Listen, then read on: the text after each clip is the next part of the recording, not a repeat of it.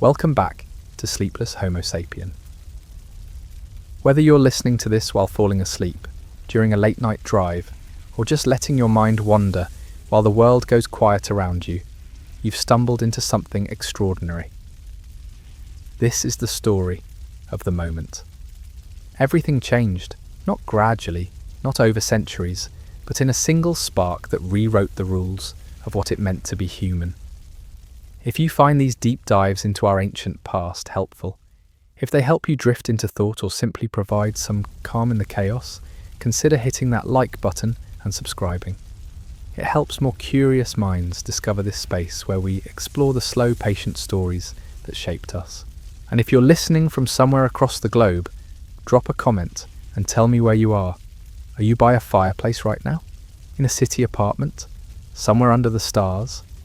Because tonight we're going back to when fire first met human hands, and everything that followed became possible. Now let's begin. Imagine a world without fire. No campfires crackling against the darkness. No warm hearths to gather around. No cooked meals. No metal tools. No light to push back the endless night. For millions of years, this was reality. And then, 1.42 million years ago, somewhere in the ancient landscapes of what we now call Africa, a moment arrived that would change the trajectory of life itself. But here's what's fascinating about this story. Fire wasn't invented, it was discovered, tamed, stolen from lightning strikes and volcanic flows, and the beings who first claimed it weren't quite us yet. They were our ancestors, walking upright but still carrying the wildness of the world in their bones. Homo erectus, the first firekeepers, the first to say no to the darkness. What I'm about to share with you isn't just archaeology, it's the detective story of how we became human, because without fire there would be no civilization, no art, no language as we know it, no cooked food to fuel our growing brains, and no safe spaces to dream beyond survival. This single discovery launched a chain reaction that led to cities, to space travel, to the device you're listening to this on right now. And yet, for decades, scientists argued about when it really began. Some said 400,000 years ago, others pushed it back to 800,000. But recent evidence has painted a picture that's far more ancient and far more revolutionary than anyone imagined. We're talking about controlled fire use that stretches back nearly 1.5 million years. That's not just old, that's the deep time when our species was still finding its voice. The evidence comes from places with names that sound like whispers from another world.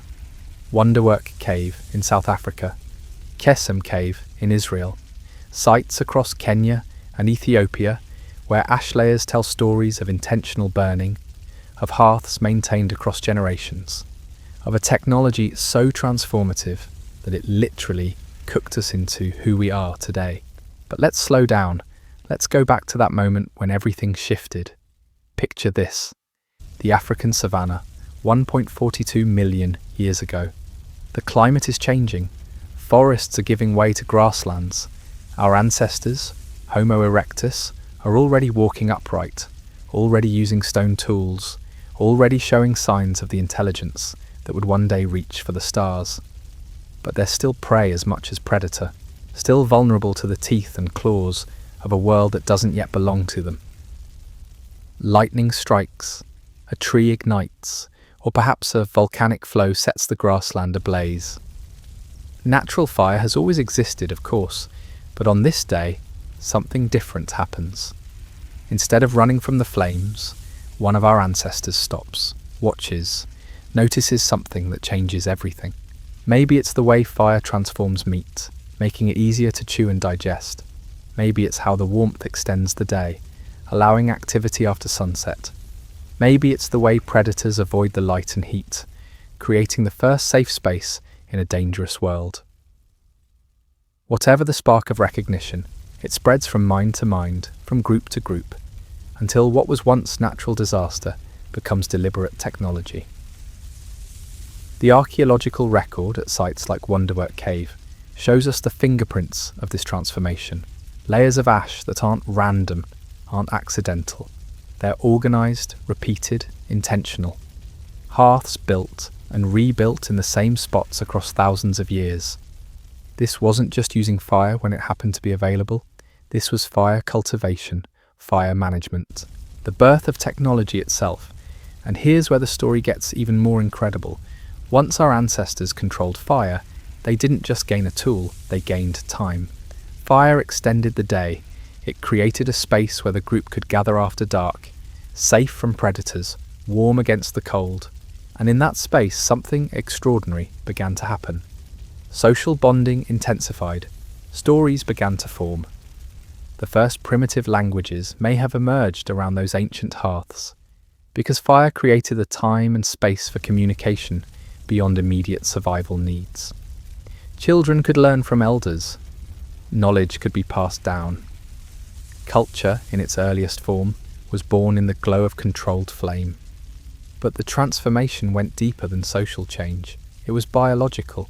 Cooked food is easier to digest, more nutritious, and requires less energy to process. This freed up energy for other functions. Bigger brains. More complex thought. The very physiology that would eventually produce art, mathematics, philosophy, and science may have been unlocked by the simple act of applying flame to raw meat and gathered plants. Think about that for a moment. The device you're listening to this on, the satellites that beam signals across the globe, the entire digital infrastructure of modern life, all of it traces back to that first controlled fire. Every cooked meal, every warm home, every light that pushes back the darkness is an echo of that moment 1.42 million years ago, when our ancestors looked at fire and saw not destruction, but possibility. The evidence for this ancient mastery comes from multiple sources, and it's getting stronger every year. Microscopic analysis of ash layers shows controlled burning patterns. Stone tools found near ancient hearths bear the heat signatures of deliberate use. Even the bones of our ancestors tell the story, with dental changes that suggest a shift towards softer, cooked foods. At Kizim Cave in Israel, archaeologists found hearths that were used continuously for tens of thousands of years. Not occasional fires, but maintained burning sites that served as the centres of community life. The inhabitants didn't just use fire, they planned for it, prepared for it, built their entire lifestyle around it. And this wasn't happening in isolation. Fire use was spreading across Africa into Asia, eventually reaching every corner of the world where early humans wandered. It was the first truly global technology, the first innovation that every human group adopted and adapted to their local conditions. But here's what makes this story even more remarkable. The mastery of fire wasn't just about survival, it was about transformation. Archaeological evidence suggests that fire use coincided with other major leaps in human development. More sophisticated tools, expanded migration patterns, changes in social structure that hint at increasingly complex societies. The hearth became the first human institution, not a building or a government, but a space where the group gathered, where knowledge was shared, where the future was planned. Around those fires, the first human cultures began to take shape. Different groups developed different ways of maintaining flames, different rituals around fire keeping, different stories about what fire meant, and those stories mattered, because fire wasn't just a practical tool, it was magical, transformative, dangerous, and life-giving all at once. It had to be respected, understood, managed with care. The first fire keepers weren't just technicians, they were the first priests, the first guardians of something sacred and powerful. The responsibility of maintaining fire would have created new social roles, new forms of cooperation, new ways of thinking about the future. You can't let a fire die if your survival depends on it. Someone has to tend it through the night. Someone has to know how to restart it if it goes out. Someone has to understand which wood burns best, which conditions are safest, how to control the flame without being consumed by it. This knowledge became power. The fire keepers became essential, and with that essential role came the first hints of specialization, of individuals who possessed crucial skills that the group depended on. The first experts in a world that had never needed expertise before. As we dig deeper into sites across Africa and beyond, the picture becomes clearer. Fire wasn't adopted overnight. It was a gradual process, spreading from group to group, refined and improved across generations. Some communities were probably better at it than others. Some may have lost the knowledge and had to relearn it. Some may have guarded the secret jealously, using it as a source of power and influence. But eventually, inevitably, fire became universal among human populations. It was too useful, too transformative, to remain limited to a few groups. And with its spread came the acceleration of everything we think of as essentially human.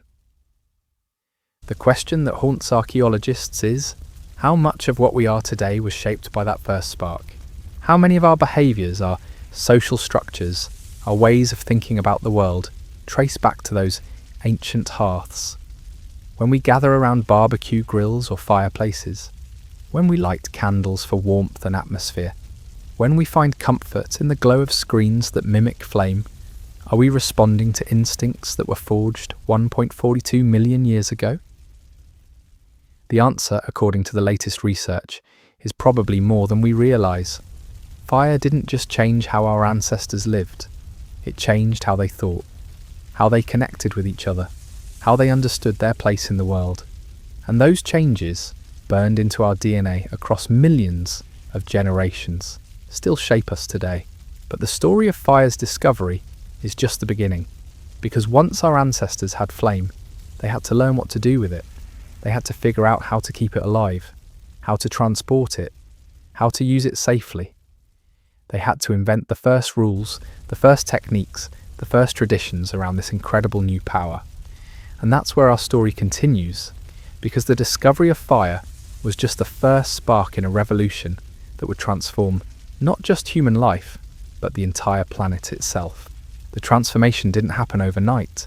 It crept through generations like smoke through still air, changing everything it touched. Because once fire became a companion rather than a fear, our ancestors faced a new challenge that would test every aspect of their evolving intelligence. How do you keep something alive that wants to die? How do you carry light into darkness without being consumed by it? These weren't abstract questions. They were matters of life and death that demanded innovation, cooperation, and a kind of forward thinking that had never existed before. The groups that mastered fire thrived. Those that didn't were left behind in the cold and dark. The first firekeepers had to become students of combustion without understanding chemistry. They learned through trial and error which materials burned longest, which caught flame easiest, which produced the most heat with the least smoke. They discovered that different woods created different kinds of fire. That dry grass could start a flame, but wouldn't sustain it. That animal fat could feed flames for hours. At sites like Kubi Fora in Kenya, archaeologists have found evidence of this experimentation.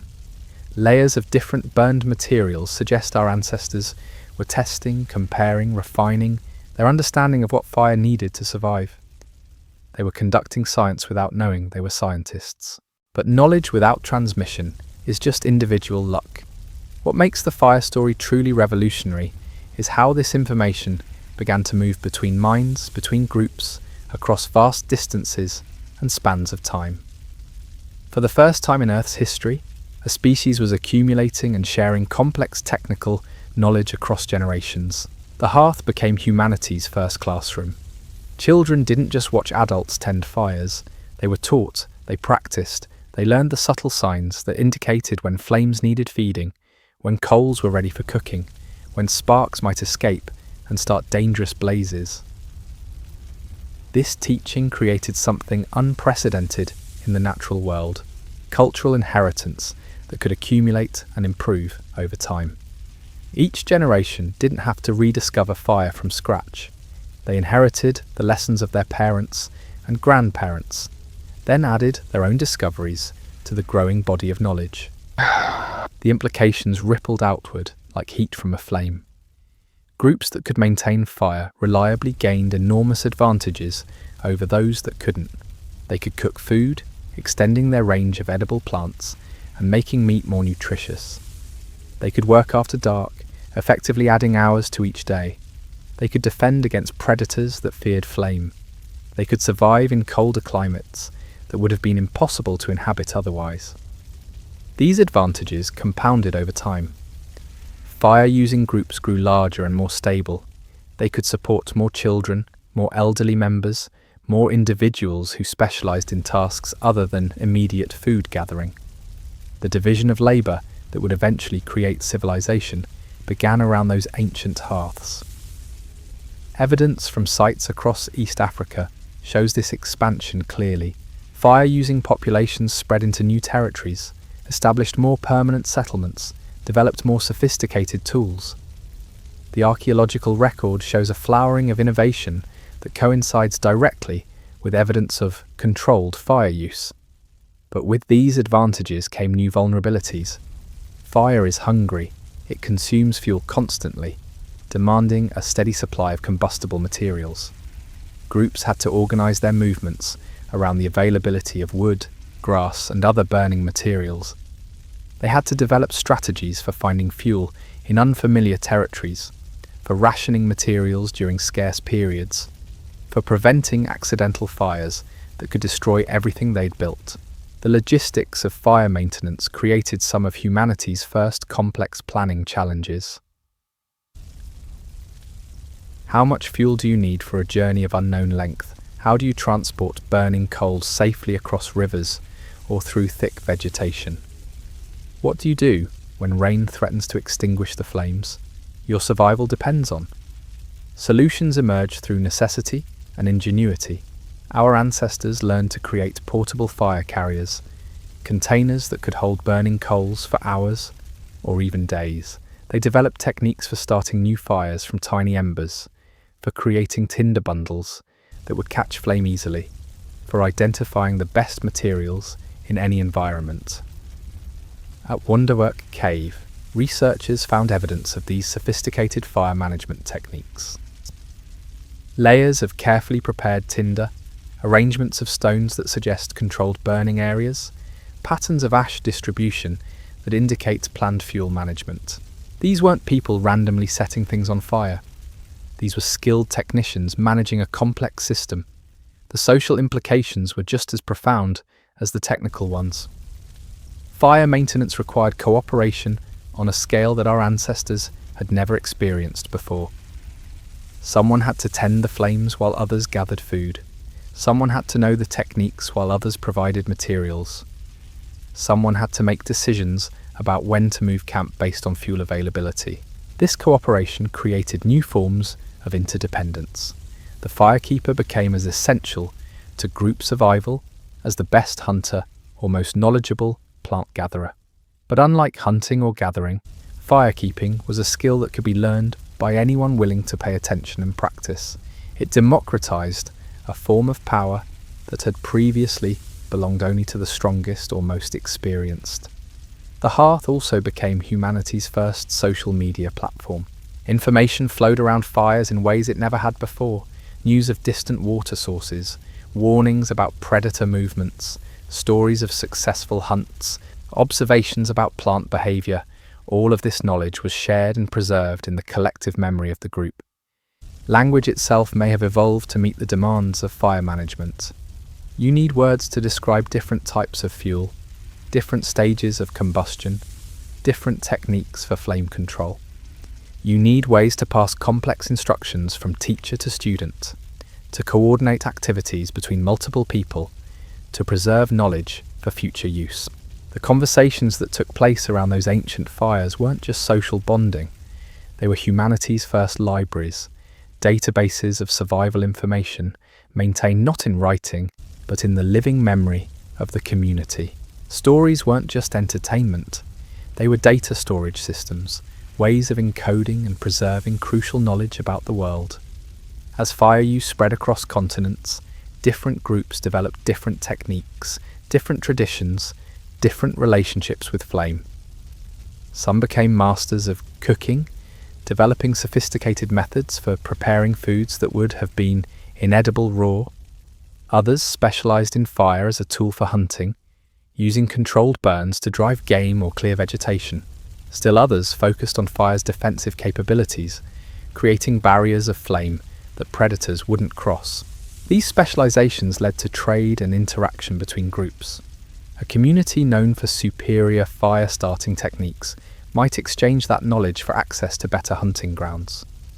Groups with abundant fuel sources might welcome visitors in exchange for other resources or information. The archaeological record shows increasing evidence of long-distance connections during this period. Similar fire-making tools appear at sites hundreds of miles apart. Techniques for hearth construction spread across vast regions. Even the types of materials used for tinder show patterns that suggest knowledge sharing between distant communities. But perhaps the most profound change was psychological. Fire gave our ancestors their first real control over a fundamental force of nature. For the first time in evolutionary history, a species could create light in darkness, warmth in cold, safety in danger. This wasn't just tool use. This was environmental manipulation on a scale that no living thing had ever achieved. The confidence that came from this control may have been as important as the practical benefits. Groups that could master fire began to see themselves differently, to approach challenges with a new sense of possibility. If flame could be tamed, what else might be possible? If darkness could be pushed back, what other limits might be overcome? This shift in mindset shows up in the archaeological record as increasing boldness in settlement patterns, more ambitious migrations, experiments with new technologies, and social arrangements. Fire didn't just warm bodies and cook food. It warmed imaginations and cooked up entirely new ways of thinking about what humans could accomplish. The sites that show the earliest evidence of controlled fire use also show the earliest evidence of many other human innovations. Better stone tools, more sophisticated shelters, evidence of artistic expression. The correlation isn't coincidental. Fire created the time, space, and mental framework for innovation itself. As we trace the spread of fire mastery across the ancient world, we're really tracing the spread of human potential. Each hearth was a beacon of possibility, a sign that our ancestors were becoming something new. Not just another species struggling for survival, but the first creatures capable of reshaping their environment to serve their needs.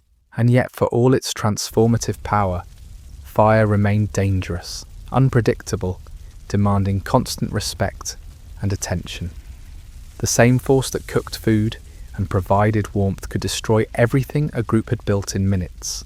Learning to live with fire meant learning to live with risk, to balance the incredible benefits against the constant possibility of catastrophe. This balance shaped human psychology in ways we're still discovering.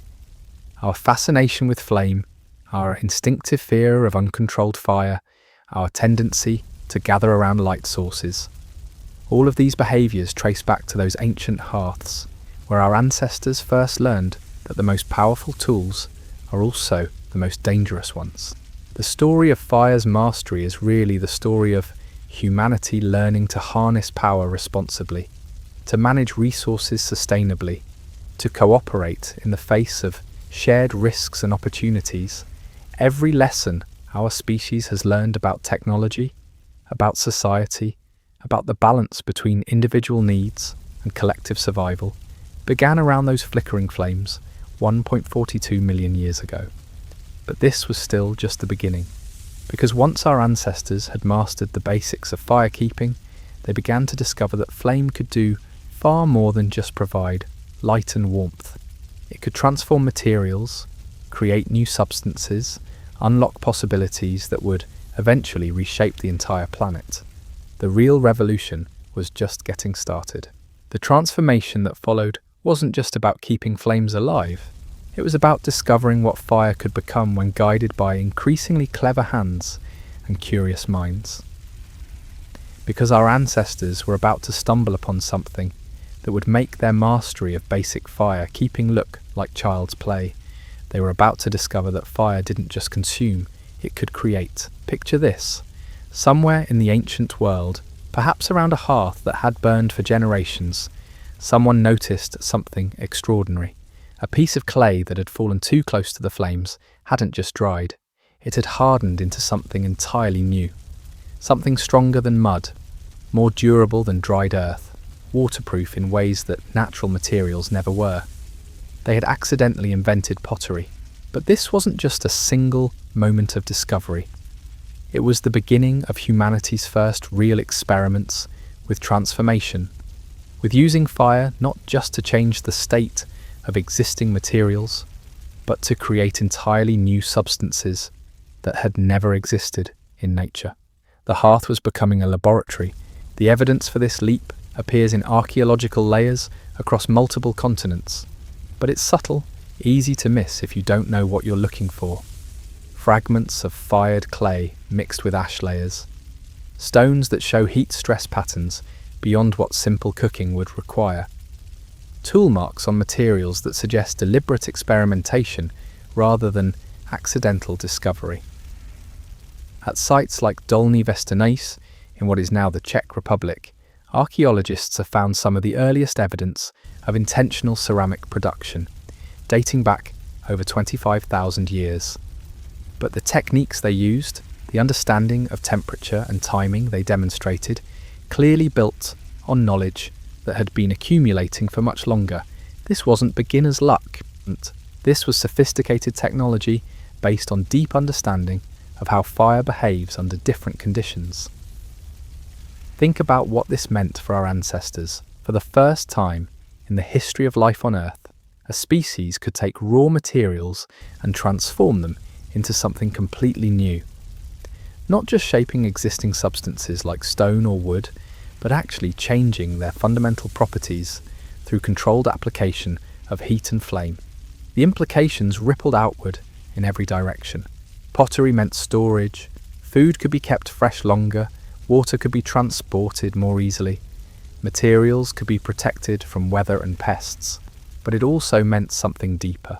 It meant that human intelligence had learned to collaborate with natural forces to create things that nature alone never would have produced. And once that principle was established, once our ancestors understood that fire could be used to transform rather than just consume, the experimentation began in earnest. Different clays were tested, various temperatures were tried, no shapes were attempted. The feedback loop between curiosity and practical need started spinning faster and faster. The social dynamics around these discoveries were fascinating. Who controlled this new knowledge? How was it shared between groups? What happened when one community developed superior techniques? The archaeological record suggests that ceramic technology spread relatively quickly once it was established, but unevenly, with some regions showing much more sophisticated approaches than others. This pattern of innovation and diffusion would become a template for every major technological advance that followed. A breakthrough in one location, gradual refinement through experimentation, slow spread to neighbouring groups, adaptation to local conditions and needs. But it all started with fire, with the understanding that flame could be more than just light and heat. The pottery revolution also created humanity's first true specialists. Making good ceramics requires timing, temperature control, understanding of materials that goes far beyond basic fire keeping. The best potters became valuable members of their communities, holders of knowledge that could improve everyone's quality of life. But pottery was just the beginning, because once our ancestors understood that fire could transform clay, they began experimenting with other materials. Wood could be hardened through controlled burning. Stone could be heat-treated to improve its flaking properties for tool making. Plant materials could be processed in new ways that made them more useful, more durable, more nutritious. The archaeological record from this period shows an explosion of innovation that directly correlates with increasingly sophisticated fire use. Better tools, more durable shelters, improved food processing techniques, even early experiments with what might have been primitive metallurgy, all of it flowing from that basic insight that fire was a transformative force that could be harnessed and directed. The cognitive leap this required can't be overstated. Our ancestors had to develop mental models of how different materials responded to heat, how temperature and timing affected outcomes, how to control variables they couldn't directly measure. They were conducting chemistry experiments without understanding atomic theory, engineering solutions without mathematical formulas, creating technologies through pure observation and experimentation. The social implications were just as profound. As fire-based technologies became more sophisticated, they also became more time-consuming to master.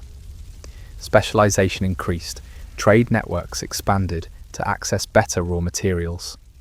Knowledge became a form of wealth that could be accumulated and passed down through generations. Communities that mastered these advanced fire technologies gained enormous advantages over those that didn't. They could create more durable tools, store food more effectively, build more permanent settlements. The feedback loop between technological innovation and social complexity began accelerating in ways that would eventually lead to the first true civilizations. But with these advances came new challenges. Sophisticated fire technologies required more fuel, more time, more specialized knowledge. Groups had to balance the benefits of innovation against the costs of complexity. Some chose to focus on perfecting existing techniques. Others pushed the boundaries of what was possible with flame and heat. The evidence suggests that different regions developed different specializations during this period. Some areas became known for superior pottery, others for advanced tool making, still others for innovative food processing techniques. These specializations created the first economic networks, systems of exchange that allowed communities to benefit from innovations developed hundreds or even thousands of miles away. The hearth remained at the center of it all, but it was no longer just a place for cooking and warmth. It had become humanity's first factory, research laboratory, and university all rolled into one. Around those ancient fires, our ancestors were laying the groundwork for every major technological advance that would follow. The psychological impact of this transformation was enormous. For the first time, humans weren't just adapting to their environment, they were actively reshaping it, creating new materials and tools that gave them unprecedented control over their circumstances. The confidence and ambition that would eventually drive our species to explore every corner of the planet and beyond were being forged in those flickering flames. Evidence from sites across Africa, Asia and Europe shows this technological explosion spreading along the same routes that fire mastery had followed earlier, but now it was moving faster, carried by trade networks and cultural exchanges that were themselves made possible by the stability and prosperity that advanced fire technologies provided. The techniques developed during this period weren't just preserved in the archaeological record, they were preserved in human culture, passed down through generations of apprenticeship and practice. Many traditional pottery and metalworking techniques still used today trace their origins back to innovations first developed around ancient hearths tens of thousands of years ago. But perhaps the most important development was conceptual. Our ancestors were learning to think systematically about cause and effect, about how deliberate actions could produce predictable results. The mental frameworks they developed for understanding fire behavior became templates for understanding all kinds of natural processes. This systematic thinking shows up in the archaeological record as increasingly standardized techniques, more consistent results, evidence of quality control and process refinement.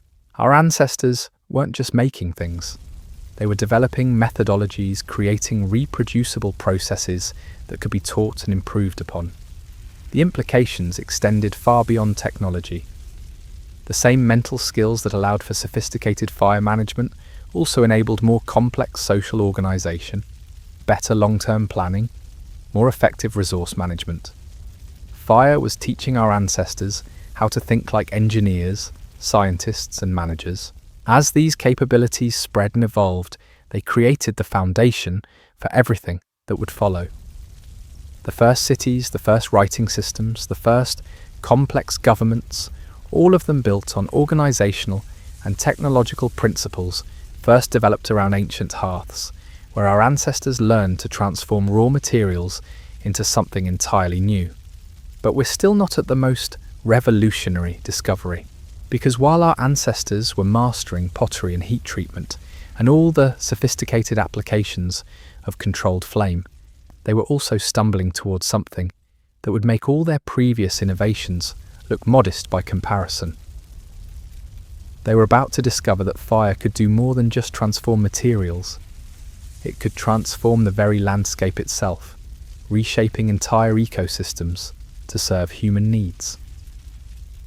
The evidence for this next leap appears gradually in the archaeological record, scattered across continents but following a clear pattern.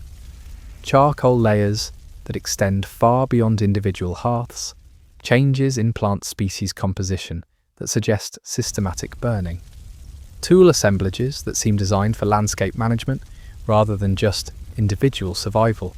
Our ancestors were discovering that fire could be not just a tool, but a weapon.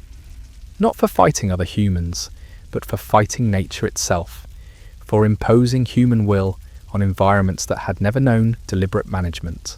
They were about to become the first species in Earth's history capable of terraforming, of reshaping entire regions to better serve their needs. And that discovery would change everything once again. The realization came slowly, like dawn creeping across an ancient landscape. Our ancestors had been using fire to cook, to warm, to transform clay and stone. But somewhere in those flickering flames, a more audacious possibility was taking shape. What if fire could be used not just on materials but on the world itself? What if the same force that hardened pottery could reshape entire valleys, forests, grasslands? The first experiments were probably accidental, a cooking fire that spread beyond its intended boundaries, a hearth that ignited nearby vegetation during a dry season. But instead of seeing disaster, some observant ancestor saw opportunity, because where the flames had passed, something interesting happened. The landscape didn't just burn, it changed. New plants sprouted from the ash-enriched soil.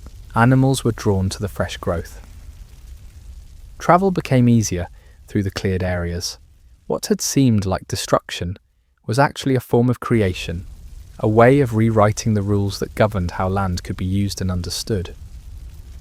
Archaeological evidence for this breakthrough appears in charcoal signatures that tell a story of intentional landscape burning stretching back hundreds of thousands of years. These aren't the random patterns of natural wildfires or the contained signatures of hearth cooking.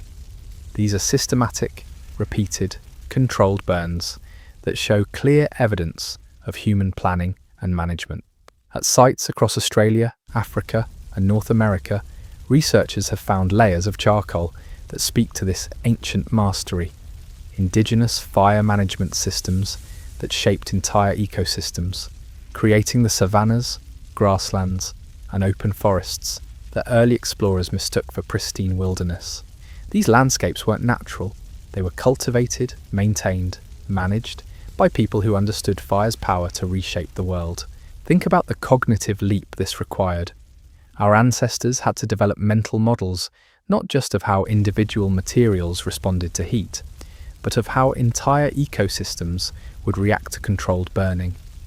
They had to understand plant succession, animal behavior, soil chemistry, weather patterns. They were conducting ecological experiments on a scale that dwarfed anything they'd attempted before. The techniques they developed were sophisticated beyond anything European colonizers initially recognized. Controlled burns timed to specific seasons. Fire breaks created to prevent uncontrolled spread. Different burning intensities used to encourage different types of plant growth. Rotation systems that allowed areas to recover between burns. This wasn't random destruction. This was landscape architecture implemented with flame. The social implications were enormous. Landscape-scale fire management required coordination between multiple groups, planning that extended across seasons and years, knowledge systems that could preserve and transmit complex ecological understanding. across generations. The hearth was no longer just the centre of individual communities. It was the control centre for regional environmental management. Evidence suggests that these fire management systems created some of humanity's first large-scale cooperative networks.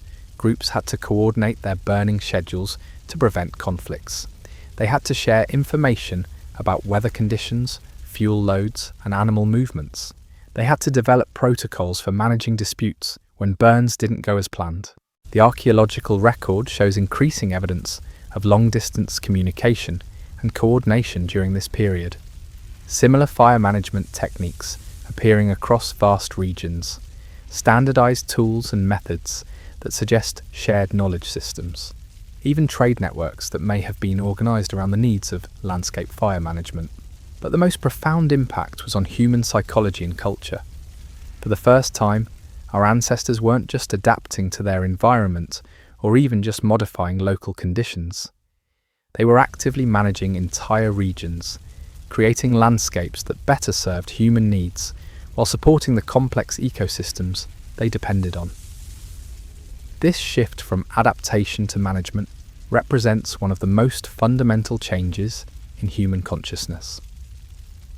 Our ancestors were learning to think like ecosystem engineers, to see the world not as a fixed set of conditions to be endured, but as a dynamic system that could be guided and shaped through intelligent intervention. The evidence for this transformation appears in multiple forms across the archaeological record. Changes in plant and animal species, composition that correlates with human presence, soil chemistry that shows repeated burning cycles, even genetic changes in some plant species that suggest they were adapting to human fire management over thousands of generations. The techniques developed during this period weren't just preserved in traditional ecological knowledge, they were embedded in the landscapes themselves. Many of the ecosystems that modern conservation efforts try to preserve were actually created and maintained by indigenous fire management systems operating over millennia. The Australian Aboriginal fire stick farming techniques that maintained the continent's distinctive landscapes for over 50,000 years. The Native American burning practices that created the oak savannas and grasslands of North America. The African pastoral fire systems that shaped the great wildlife migrations. All of these were sophisticated technologies for ecosystem management that began with those first controlled burns around ancient hearths. But landscape fire management also created new vulnerabilities. Groups became dependent on their ability to maintain complex burning schedules. Environmental changes that disrupted these systems could have catastrophic consequences. The knowledge required was so specialized that losing key practitioners could destabilize entire regional ecosystems. The archaeological record shows evidence of these vulnerabilities in the form of rapid environmental changes that correlate with apparent disruptions in fire management systems. Periods when regular burning patterns were interrupted, followed by dramatic shifts in vegetation and animal populations. These episodes suggest that our ancestors were learning hard lessons about the responsibilities that come with ecosystem-scale power. The social structures that emerged around landscape fire management were unlike anything that had existed before. Knowledge holders who understood regional burning systems became essential figures in their communities. The timing and location of burns became matters of collective decision-making that required new forms of governance and conflict resolution. Evidence suggests that many of the first complex political systems may have emerged from the need to coordinate landscape fire management across large regions. Leaders who could organize burning schedules, mediate disputes, and preserve ecological knowledge. Institutions that could maintain continuity of management across generations. The cognitive skills required for this kind of environmental management also spilled over into other domains. The same systematic thinking that enabled landscape-scale fire management also enabled more sophisticated hunting strategies, better resource planning, more effective social organization. Our ancestors were learning to think in systems, to understand complex cause and effect relationships, to plan for long-term consequences. This systems thinking shows up in the archaeological record as increasingly sophisticated technologies and social arrangements, more complex tools that required multi-step manufacturing processes, settlement patterns that suggest long-term regional planning, trade networks that operated across vast distances and timescales. But perhaps most importantly, landscape fire management was teaching our ancestors to see themselves as partners with natural processes rather than victims of them. They were learning that human intelligence could enhance rather than disrupt ecological systems, that technology could be used to create abundance rather than just extract resources. This partnership mentality shows up in the oral traditions and ecological knowledge systems of indigenous peoples around the world, stories that encode sophisticated understanding of ecosystem dynamics, rituals that reinforce sustainable management practices, social norms that prevent overexploitation of resources. The techniques developed during this period created a template for sustainable resource management that operated successfully for tens of thousands of years. These weren't primitive people stumbling through the wilderness.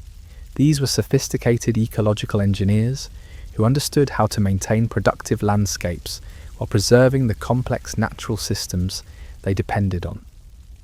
The evidence for this understanding appears in multiple forms: landscapes that supported human populations for millennia without showing signs of degradation, plant and animal communities that remained stable and productive under human management, soil systems that were enhanced rather than depleted by human activity. Modern ecological research is just beginning to understand the sophistication of these ancient fire management systems. Computer models that attempt to replicate indigenous burning practices, studies that show how traditional fire management enhanced biodiversity and ecosystem resilience. Recognition that many of the landscapes Europeans thought were wilderness were actually the products of sophisticated human management. But the most remarkable aspect of these systems was their adaptability. Evidence suggests that indigenous fire managers continuously refined their techniques based on changing conditions. They developed new approaches for managing different types of landscapes. They adapted their methods when climate patterns shifted. They created systems that were resilient precisely because they were based on deep understanding rather than rigid rules. This adaptability was crucial because the world our ancestors were managing was not static. Climate was changing. Animal populations were shifting. New species were appearing while others disappeared. The fire management systems had to evolve continuously to remain effective. The archaeological record shows this evolution clearly. Changes in burning patterns that correlate with environmental shifts. New techniques that appear in response to changing conditions. Regional variations that suggest local adaptation of broader management principles. But even as these systems became more sophisticated, they remained fundamentally grounded in the basic insight that had started it all. Fire was not just a tool for individual use, it was a force that could be harnessed to reshape the world itself, to create landscapes that better served both human needs and ecological health. That insight, first glimpsed around ancient hearths 1.42 million years ago, had grown into something that would have seemed impossible to those first firekeepers. Their descendants weren't just surviving in the world, they were actively managing it, creating the conditions for abundance and sustainability on a scale that no species had ever achieved. And yet this was still just the beginning, because the same intelligence that had learned to manage landscapes with fire was about to discover something even more transformative. They were about to realize that the principles they'd learned from working with flame could be applied to an entirely different kind of material. Not clay or stone or living ecosystems, but the most complex and unpredictable substance of all, each other. The social technologies that would emerge from this discovery would prove even more powerful than fire itself. They would create the first true civilizations, the first complex societies, the first systems of government and law and shared meaning that could unite thousands of individuals in common purpose. But that's a story that begins with understanding how fire had already transformed not just the world around our ancestors, but the very nature of human consciousness itself. Because by the time they started using flame to manage landscapes, they were no longer the same species that had first crept close to burning trees hundreds of thousands of years earlier. Fire had cooked them into something new. The transformation wasn't just external, it was biological, neurological, written into the very structure of human bodies and brains. Because while our ancestors were learning to reshape landscapes with flame, fire was simultaneously reshaping them. Not through some mystical process, but through the relentless logic of evolution responding to new selective pressures, new opportunities, new ways of being human. The evidence lives in our teeth, our jaws, our digestive systems. Modern humans have smaller molars than our ancient ancestors, weaker jaw muscles, shorter intestines. We've been physically redesigned by millions of years of eating cooked food. Fire didn't just change what our ancestors ate, it changed what they could become. Think about the energy economics of it all. Raw food requires enormous amounts of chewing, enormous amounts of digestive work. A chimpanzee spends roughly 6 hours a day just processing the tough, fibrous plant materials that make up most of its diet. But cooked food is pre-digested by flame. The tough cellular walls are broken down, proteins are denatured, starches are converted to sugars. What once required hours of jaw work now takes minutes. That freed energy went somewhere. It couldn't just disappear, and the archaeological record suggests exactly where it went. Brain tissue is metabolically expensive, requiring about 20% of the body's total energy budget. For our ancestors to develop larger, more complex brains, they needed a more efficient way to extract energy from their environment. Fire provided that efficiency. The correlation in the fossil record is striking. The species that show clear evidence of fire use also show rapid brain expansion. Not just bigger skulls, but evidence of more complex neural organization, more sophisticated tool use, more elaborate social behaviors. Fire wasn't just cooking food, it was cooking intelligence itself. But the transformation went deeper than just energy budgets.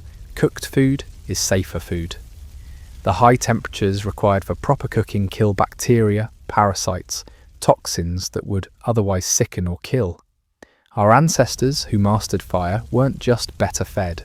They were healthier, lived longer, had more time to learn and experiment and pass knowledge to the next generation. The social implications cascaded outward like heat from a hearth. Cooking required timing, coordination, planning ahead. You couldn't just grab raw fruit when you were hungry. You had to anticipate needs, gather fuel, prepare ingredients, tend the fire through the cooking process. Meals became events that brought groups together around shared tasks and shared timing. Evidence from ancient hearth sites shows this coordination clearly. Organised cooking areas with specialised tools for different food preparation tasks, storage areas for fuel and ingredients. Waste disposal systems that suggest meals were prepared for groups rather than individuals. The archaeological signature of communal dining stretching back hundreds of thousands of years. This shared food preparation created new forms of social bonding, new opportunities for knowledge transfer, new rhythms of daily life that revolved around the hearth. Children learned by watching adults cook. Adults shared techniques and recipes and stories while waiting for food to finish. Elders could contribute to group welfare, even when they were no longer capable of hunting or gathering. The nutritional revolution also changed human development in profound ways. Better nutrition meant healthier pregnancies, stronger children, longer lifespans, but it also meant something subtler and more important. It meant that human development could extend over longer periods, that children could remain dependent on adults for more years while their brains grew and learned. Modern humans have the longest childhood of any species on Earth. We're helpless for years, dependent on adult care and teaching long after other animals are fully independent. This extended development period allows for incredible learning and brain growth, but it's only possible in species that can provide reliable, high-quality nutrition for their young. Fire made that extended childhood possible. Cooked foods could be made soft enough for infants and children to digest easily. Nutritious broths and gruels could provide concentrated calories and nutrients. The energy security that cooking provided allowed human development to slow down and extend out, creating space for the kind of learning and brain growth that would eventually produce language, art, science, philosophy. The evidence appears in the fossil record as changes in dental development patterns, extended periods of brain growth, delayed sexual maturity. Our ancestors were literally evolving to take advantage of the opportunities that fire had created, not just using technology, but being shaped by it in return. But perhaps the most profound change was psychological.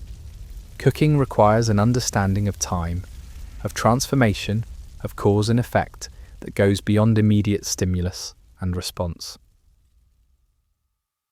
You have to imagine how raw ingredients will change when exposed to heat.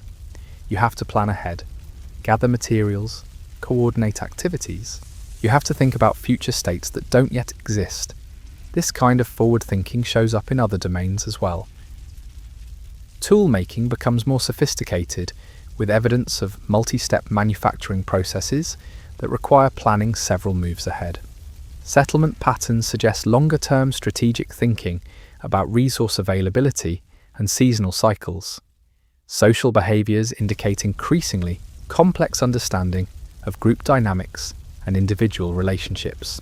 The cognitive archaeologist Merlin Donald has argued that cooking was one of the key innovations that enabled what he calls mimetic culture, the ability to learn new complex behaviours through observation and imitation rather than just trial and error.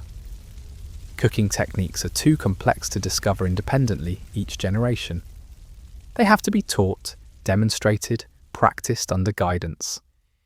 This teaching created humanity's first true educational systems, not formal schools, but structured learning environments, where knowledge was deliberately transmitted from experienced practitioners to novices. The hearth became a classroom where children learned not just how to cook, but how to think systematically about complex processes.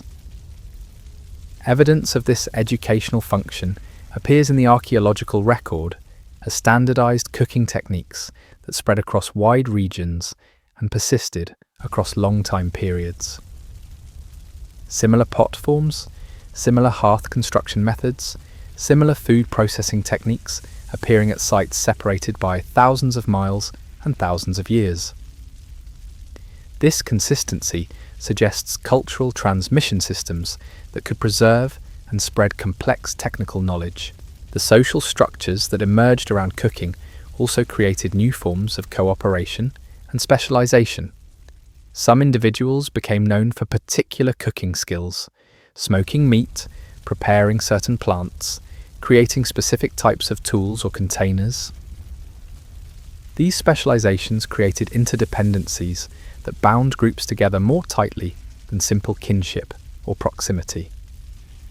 Trade networks emerged around cooking-related resources: salt for food preservation, special stones for grinding or cooking, rare plants with medicinal or flavouring properties, clay deposits suitable for making pottery.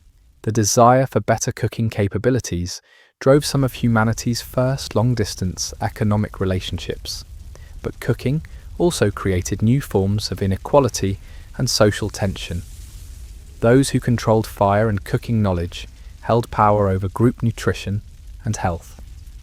Decisions about food distribution became political acts that could reinforce or challenge existing social hierarchies. The hearth became not just a source of sustenance, but a site of social negotiation and potential conflict. Archaeological evidence suggests that these tensions played out differently in different societies. Some groups seem to have maintained relatively egalitarian approaches to food sharing and cooking responsibilities. Others show signs of emerging hierarchies based on control of cooking technologies and food distribution. The same innovation that enabled greater cooperation also created new possibilities for exploitation and domination. The environmental impacts of cooking-based societies were also beginning to compound. Demand for fuel wood increased dramatically as groups became dependent on cooked food. Landscapes near permanent settlements began showing signs of deforestation and resource depletion. The ecological footprint of human communities was expanding as their technological capabilities grew. Evidence from pollen records and charcoal deposits shows this impact clearly. Changes in forest composition near long-term settlements, expansion of grasslands where trees had been harvested for fuel, shifts in animal populations as habitats were modified by human activity. Our ancestors were learning that every technological advance came with environmental costs that had to be managed and balanced. But they were also learning that those costs could be offset by intelligent management. The same fire that consumed wood could be used to maintain open landscapes that supported game animals and useful plants. The same heat that required fuel could be used to process foods that would otherwise be inedible, expanding the range of available nutrition. The feedback loops between cooking, nutrition, brain development, social organization, and environmental management were creating an accelerating cycle of change. Better nutrition enabled more complex thinking. More complex thinking enabled better cooking techniques. Better cooking enabled larger, more stable social groups. Larger groups enabled more sophisticated environmental management. More sophisticated management created more resources for cooking and nutrition. This acceleration shows up in the archaeological record as an increasing pace of innovation and change. New cooking techniques appearing more frequently, more sophisticated tools and containers, more complex settlement patterns, evidence of planning and coordination on larger scales and longer time horizons. But acceleration also meant increasing vulnerability. Groups that had become dependent on cooked food couldn't easily return to raw diets if their fire-making knowledge was lost. Communities that had grown large on the basis of cooking efficiencies were vulnerable to fuel shortages or environmental changes that disrupted their resource base. The archaeological record shows evidence of these vulnerabilities in the form of abandoned settlement sites, periods of apparent population decline, shifts in technology, and subsistence patterns that suggest adaptation to changing conditions. Our ancestors were learning that technological dependence created both opportunities and risks that had to be carefully balanced. Yet despite these challenges, the cooking revolution continued to spread and intensify. The benefits were simply too great, the competitive advantages too significant for groups to abandon fire-based food systems once they had adopted them. The transformation had reached a point of no return. By around 400,000 years ago, controlled fire use and sophisticated cooking techniques were becoming universal among human populations. Not just occasional activities, but fundamental aspects of daily life that shaped everything from settlement patterns to social organization to physical development. Our ancestors had crossed a threshold from which there was no going back. But they were also approaching another threshold, one that would prove even more transformative than the mastery of flame itself. Because the same cognitive abilities that enabled complex cooking were about to enable something that would change, not just how humans lived, but how they understood themselves and their place in the world. They were about to discover that the most powerful tool they possessed wasn't fire or stone or even cooked food.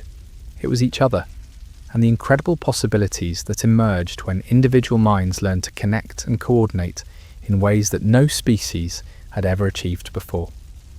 The revolution that was coming would make the discovery of fire look like just the opening act in a much larger drama, because our ancestors were about to invent something that would prove more transformative than any physical technology.